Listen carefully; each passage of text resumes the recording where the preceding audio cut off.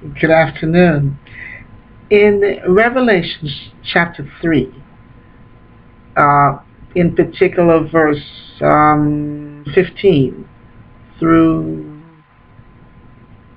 I will say 15 through 16, Christ lists what his views are of what he calls the lukewarm church. And verse 15 says, I know your works, that you're neither hot nor cold. I could wish you were cold or hot. Verse 16 says, so then because you are lukewarm and neither cold nor hot, I will vomit you out of my mouth. Uh, this is such a powerful, this is to the Laodicean church, and it's amazing whenever I read this verse or these verses. I'm always amazed at how frustrated the Lord must have felt about his church, that he would call it lukewarm. First of all, he would say, in a sense, there's an indictment against his church on earth, that we have become so, the church at that time had become so, in a sense, non-committal and not willing to stand for anything, and therefore falling for anything, and not being hot or cold. I have tasted lukewarm water, and it's a horrible taste, terrible taste. So whenever I read this, I think of how horrible lukewarm water tastes. And I feel to myself, what a terrible feeling it must be for the Lord to look at we who he has created and how we have become so lukewarm about him. Because it's not just about the church. The church, as a matter of fact, if we're lukewarm about the church, we're lukewarm about him. Because he is the church. He's everything. So our lukewarmness really is a reflection of how we feel about him. I see people who don't really want to get into an admission of their faith or an admission of their love for the Lord. And I listen to them and how they're non-committal, and they're here and they're there in their thoughts and what they have to say about their relationship with the Lord. And yet my thought is always, but he was so pronounced in his commitment to us. There's nothing lukewarm about what Jesus Christ did on the cross. There's nothing lukewarm about what the stand that he took and that he saw it through.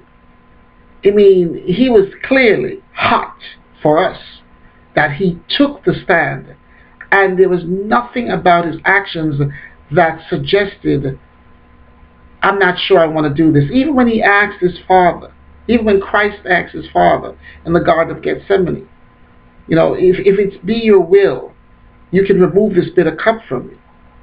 But if it's not thy will, then let thy will be done. If it's not your will to remove it, then fine, let it be done.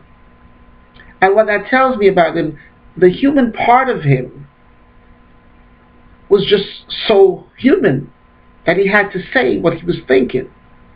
But the divine part of him, the part that came knowing that he had to die for our sins, had already made peace. And so he said it already knowing the answer that his Father would give. When we know our fathers well, we'll try him. Sometimes we'll say things knowing exactly what he's going to say, but we'll say it anyway. Like an exercise in futility, but we feel we have to do it. But Jesus knew what the plan was. He knew what he came to the earth to do. And he was hot to do it because his Father gave him the directions. His Father told him what he was coming here to do, and he came willing, and he willingly went on that cross. He was far from being lukewarm. So when I see people wavering and not sure about whether they want to commit to the Lord, and yet they say they believe, it just throws me off. I'm like, wait a minute. You're kidding, right? He made a decision. He obeyed his Father and did his Father's will so that you and I could go free. And he did it by being hot, by being passionate.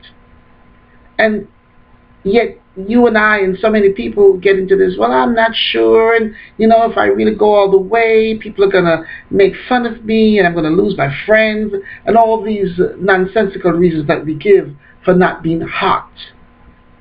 The letter to the Laodicean church is a letter to us. It's a letter to all of us who say we believe. Do we believe sufficiently to be hot, to go all the way, to do everything that we're supposed to do, and so that others can look at us and say, my God, they're passionate for their Christ. They're passionate for the church of their Christ. What is it? Let me get to know them. Let me find out what it is about them that makes them so passionate and so hot for their Christ.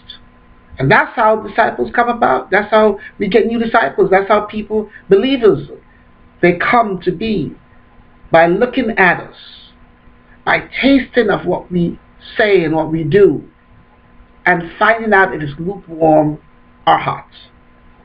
And when they see and when they sense and when they taste that what we do is hot for our Christ, they will want to join. And they'll ask you, can you show me how to come to him? This has been Judith, Dr. Judith. Thanks for spending time with me. Until next time, God bless. Good afternoon to you. Psalm 139, verses 13, 14, 15, and 16. I'll briefly read that to you, and then I'll make some comments that I wish dearly to share with you.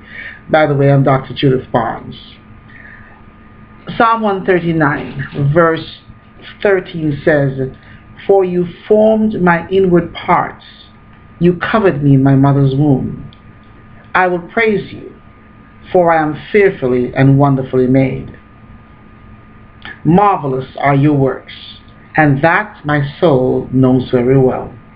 Verse 15 says, my frame was not hidden from you when I was made in secret, and skillfully wrought in the lowest parts of the earth. Verse 16 says, your eyes saw my substance, being yet unformed, and in your book they all were written, the days fashioned for me, when as yet there were none of them. Now, I would like to deal with all of these verses, but for time permitting, I cannot, and I will not do that. But I want to briefly share with you verses 13 and 14. One of my favorite verses, two of my favorite verses in the Bible. And they're favorite for me because I came to know myself more in a spiritual sense through reading these verses. I came to understand better who I am in the scheme of God's plan through reading these verses. These verses have helped to define me as a woman, as a human being, as a child of God. And it just fascinates me that all along it was there in the book. So the years that I did not know who I was, the years that I did not know whose I was, for the times that I kind of fluttered through life and walked through somewhat unsure of who I was or where I was going, those years, they weren't really wasted. I was not accomplishing what I could and what I should, but they brought me to where I am today, so they were not wasted. But when I read verses 13 and 14 especially of Psalm 139, I cannot help but smile because it tells me what God thinks of me. And when I do these devotionals or these thoughts that I share, I want folks to understand that I do them always speaking of myself because that's who I know best. And I can not speak for anyone as well as I can speak for myself. So I do them partly also because I'm changing, I'm growing.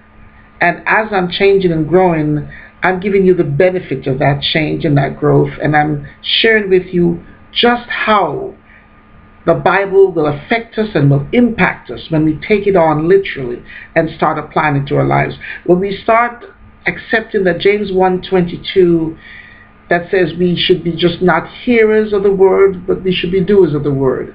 When we get a full grasp of that verse from James 1:22, and then we read things such as 139, Psalm 139 verses 13 and 14, you start putting this stuff into action. You start saying, but wait a minute.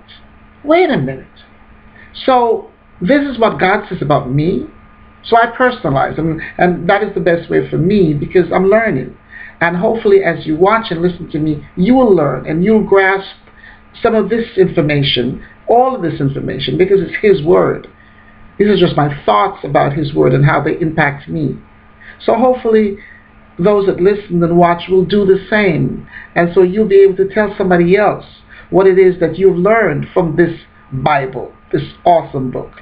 And you will learn to show and give personal experience about how the words from the book has influenced you, how it's changed the way you look at yourself and the way you think about yourself, and that when people make remarks about you, you can clearly say after a while, it's not your opinion of me that counts, it's what my Father says about me. And as to what my Father says about me, He says in Psalm 139 verse 13, for you formed my inward parts, you covered me in my mother's womb. I will praise you, for I am fearfully and wonderfully made. So He's telling you that He's in charge. You know, He's in charge of our lives. We who trust and believe in Him, He's in charge. And He is the one that formed us before. He's saying to you, I formed your inward parts. He said, I covered you in your mother's womb. And because of that, when we get that sweet knowledge, then we want to praise Him. We want to thank Him, and we want to glorify Him, and we want to tell people about Him, because He has made me fearfully and wonderfully. And everyone that believes in Him and trusts in Him and is His own, the same applies to you. So what this has done for me over the years, as I've gotten more mature in Him and in living, I realized that what is special about me and what's different about me, I've always known it, but I wasn't sure what it was. And people picked at me because they saw something in me that I didn't know was in me. And after a while, I tried to suppress it and I tried to kill it off because it made me different. It made me peculiar. And then my God, I read His word. And it justifies me.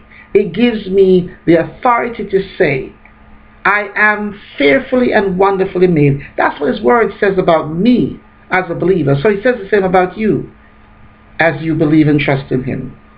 So when people ask you who you are, as they ask me, or they insinuate that I'm not this or I'm that, I'll tell them, I know a man.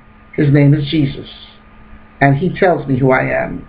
And as to me, He says, Judith, you're fearfully and wonderfully made. He says that when I made you, I took my time. I took my time to create you, to carve you, to put the best stuff inside of you. That's what He says in His word. And when we grasp that word, when we hug it, when we embrace it, when we take it on, when we eat and sleep it and breathe it, when we meditate on it, our lives are changed forever. Take my word. That's what's happened to me. And it continues to happen.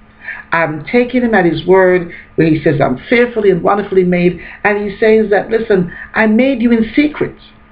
But guess what? He made us in secret. But then, because of His love for us and His pride in us, He wants to show us off to the world. So when people tell you that you're less, just remind them, you have a God, a Father, who knows exactly who you are. And He says, you're the best. And you're not the best because you do everything correctly and you're perfect in any of your ways, but you're the best because He says so. And that's the description you use in this world. That's the description you use to live. That is the opinion that you live and rely on. Not the opinions of human beings who flip-flop back and forth. One day, one moment they think one way of you, the next day they don't know what they think. But when you embrace this word, Psalm 139. When you embrace the words that says, He not just formed you and created you, He knows your substance. He knows your value. And that makes you and makes me uniquely special. So what people think of you, respect them, no problem. But always, when you want a definition of who you are, go to Him and go to His Word. He'll tell you exactly who you are. And when He tells you who you are, you can take that to the bank. You can take that to the stock market. You can take it anywhere. It's a sure thing. This has been Dr. Judith. Until next time, God bless.